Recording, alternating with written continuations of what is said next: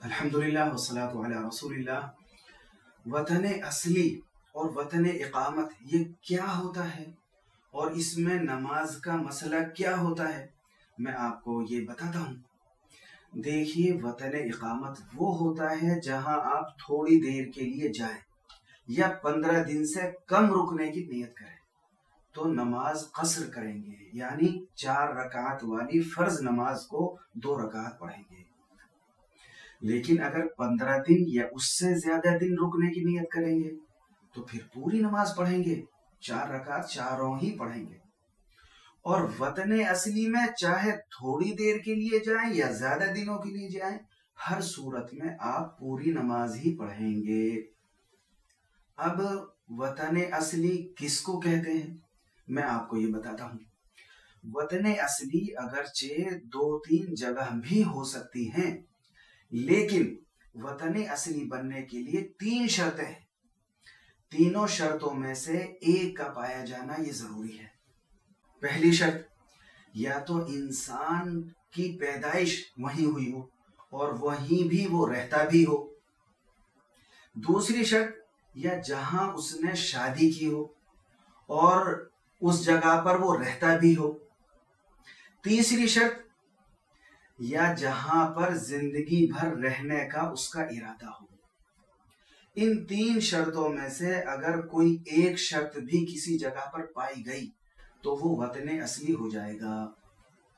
اب ان 3 شرطوں کو سامنے رکھتے ہوئے اگر کسی شخص کی 2 یا 2 سے زیادہ جگہوں پر عمر گزارنے کی نیت ہو کہ کبھی ایک جگہ جاؤں گا، کبھی دوسری جگہ رہوں گا، یہ ارادہ ہو، لیکن ان دونوں میں سے کسی جگہ سے بھی مستقل ختم کر کے جانے کا ارادہ نہ ہو تو وہ دونوں جگہ وطن اصلی ہو جائیں گی۔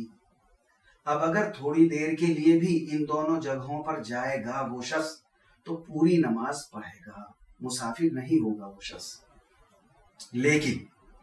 لیکن دوسری جگہ پر رہنے والوں کا عام طور پر یہ ارادہ ہوتا ہے کہ جب تک نوکری یا ملازمت یا کاروبار کر رہے ہیں، جب تک یہاں رہیں گے پھر واپس اپنے وطن چلے جائیں گے۔ اس ارادے سے وہ وطن اصلی نہیں ہوگا بلکہ وطن اقامت ہی رہے گا۔ لیکن اگر یہ ارادہ اور امید ہو کہ کاروبار یا نوکری میں کروں نہ کروں، مجھے یہیں رہنا ہے، میرے بچے یا ایسے لوگ وہاں پر موجود ہیں جن کے ساتھ میں رہ سکتا ہوں، ایسی صورت میں وہ بھی وطن اصلی ہو جائے گا۔ اب اگر پہلے وطن کو ختم کرنا چاہیں تو وہ ختم بھی ہو جائے گا، اور اگر ختم نہ کرنا چاہیں تو وہ بھی وطن اصلی رہے گا، ختم نہیں ہوگا۔ 77 کلومیٹر یعنی تقریباً 78 کلومیٹر یا اس سے زیادہ اتنی دور سفر پر جائے تو ایسا شخص سفر کی حالت میں 4 رکعت والی فرض نماز کو 2 رکعت پڑھے گا، اور یہ قصر کرنا یعنی کم پڑھنا ضروری اور واجب ہے۔ البتہ 2 اور 3 رکعت والی فرض نمازیں پوری پڑھی جائیں گی، ان میں کوئی کمی نہیں ہوگی۔ اسی طرح وتر کی نماز بھی 3 رکعت واجب رہے گی، اور اسی طرح سنت نمازوں میں بھی ان کی رکعتوں میں بھی کوئی کمی نہیں ہوتی ہے۔ وہ جس طرح اپنے وطن میں سنت ہے اسی طرح سفر کی حالت میں بھی سنت ہے۔